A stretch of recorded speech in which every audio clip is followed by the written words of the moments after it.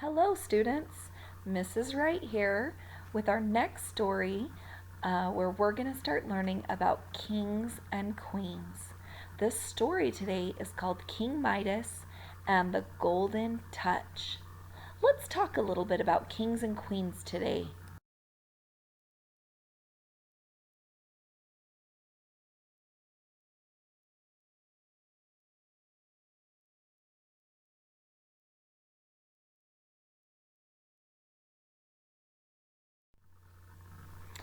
All right, many years ago, lots of countries had kings and queens. But as the time has gone by, fewer and fewer countries have kings and queens that rule them. This is a picture of a very fancy building. What do you think a building like this might be used for? Can you believe that this was actually someone's house? Not just any house, it's a palace. A palace that belongs to the Queen of France. France is not part of our country, but it's on the other side of the world. In fact, this palace has 440 rooms inside. This was built for a queen. As the leaders of their countries, kings and queens often had the biggest and best homes in the land, known as palaces or castles. As the leader, the queen or king rules a particular area of land and the people who live there. This area of land is called the kingdom. There used to be many kingdoms in the world, but today, however, there are not as many kingdoms or kings and queens as there used to be. Tell me about this picture. Who do you think this person might be? It's good to be king. That's an old saying. And if you look at this king, whose name was King Richard II of England, you begin to get the idea why this saying holds true. If you walked into a palace in England hundreds of years ago and saw this person, you wouldn't have any trouble guessing he was the king. Kings did not have to say please or thank you. They didn't even have to dress themselves. They usually had servants that do this for them. Pretty much everything a king or queen used to touch or owned was called royal. If something is royal, it belongs to a king or queen. This second picture is a picture of a crown. It's made of gold and loaded with fancy pearls and other jewels.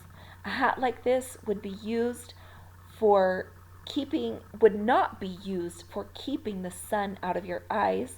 It wouldn't be very good at keeping your head warm, but if you were wearing it, it meant that you were the king or queen, the ruler of a kingdom.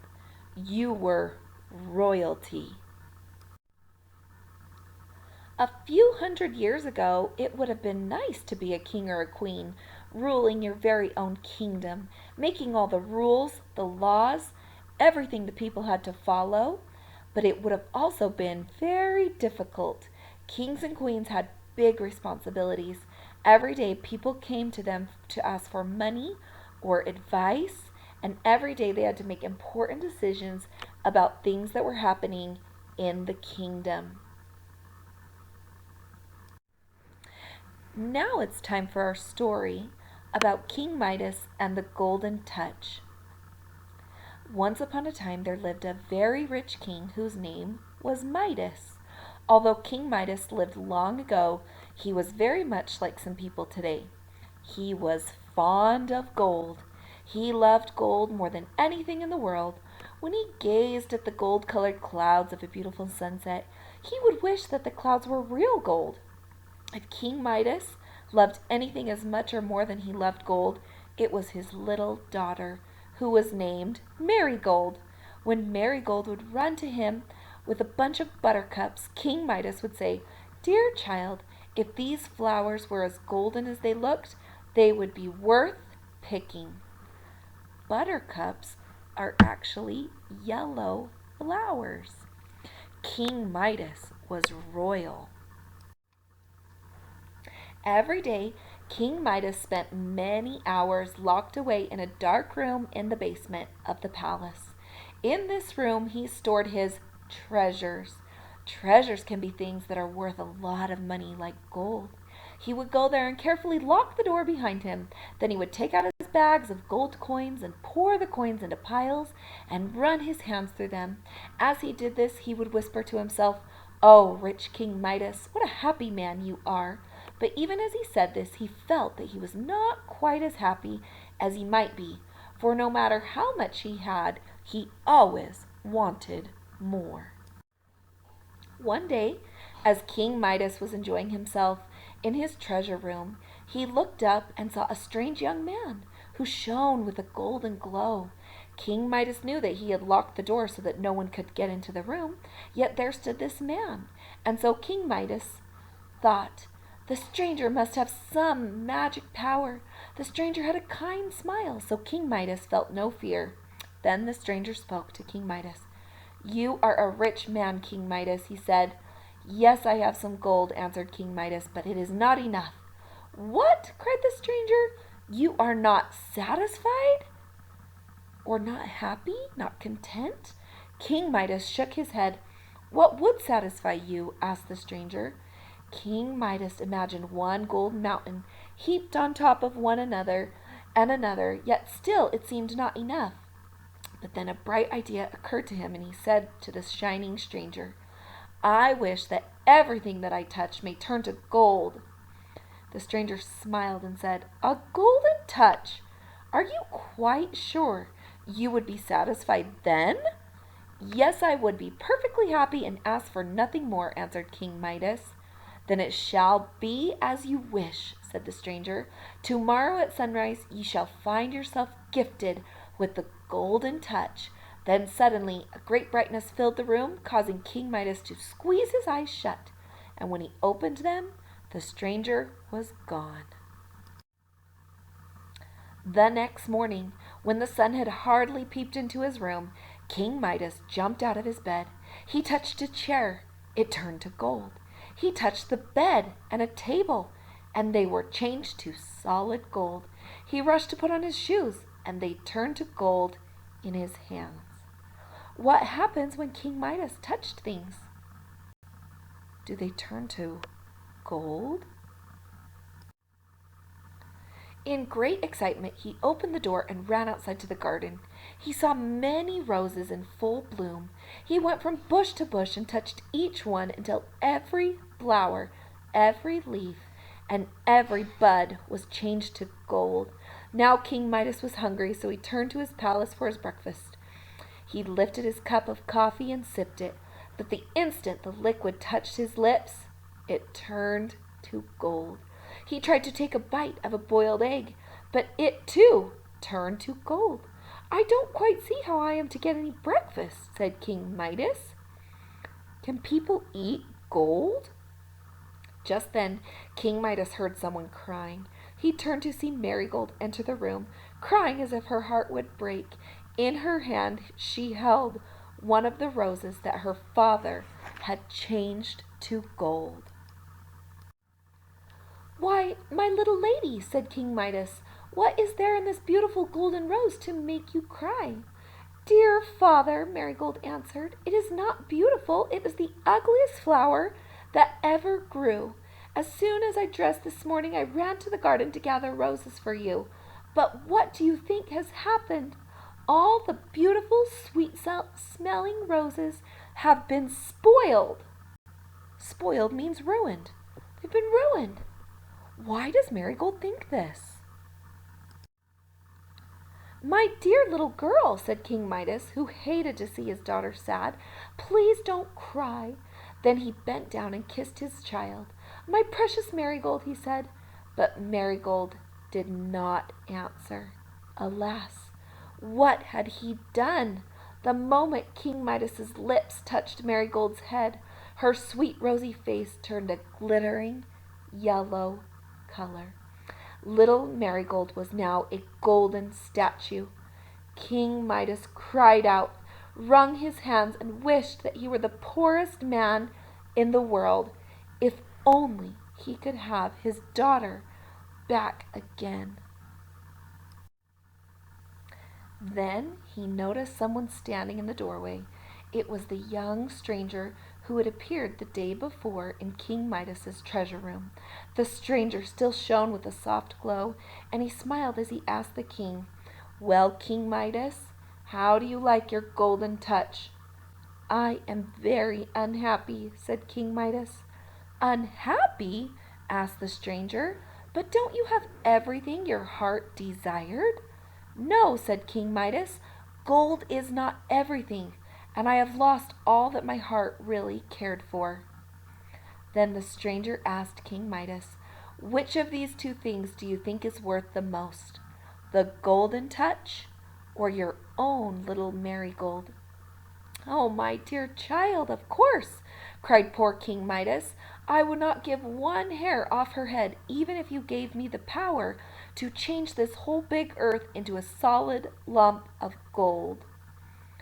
"You are wiser than you were, King Midas," said the stranger. "Go and plunge into the river that runs by your garden. The water will take away the golden touch. Then fill this pitcher with water and sprinkle everything you have touched." King Midas bowed low, and when he lifted his head, the shining stranger was gone. Then the king ran as fast as he could, jumped into the river, filled the pitcher, and ran back to the palace. The first thing he did was to sprinkle handfuls of water over the golden figure of little Marigold.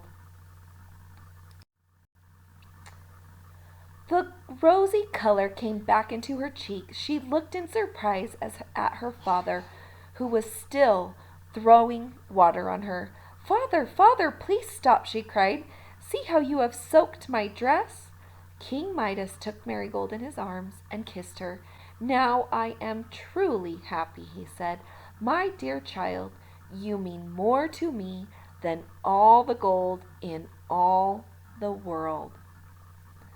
What lesson has King Midas learned? Okay, time for some word work. We've heard a few words in this story today. One of the words was royal. If you are royal, you are the heir to the throne. You could be the king or the queen, or perhaps a prince or a princess. And another word that we heard today is the word treasures. Say that with me. Treasures. Treasures. Treasures are things that are valuable because they cost a lot, like gold, or because they have a special meaning for someone, like a special toy. The watch and ring that were my grandfather's when he was a little boy are treasures to me now. Can you think of a sentence and use the word treasures?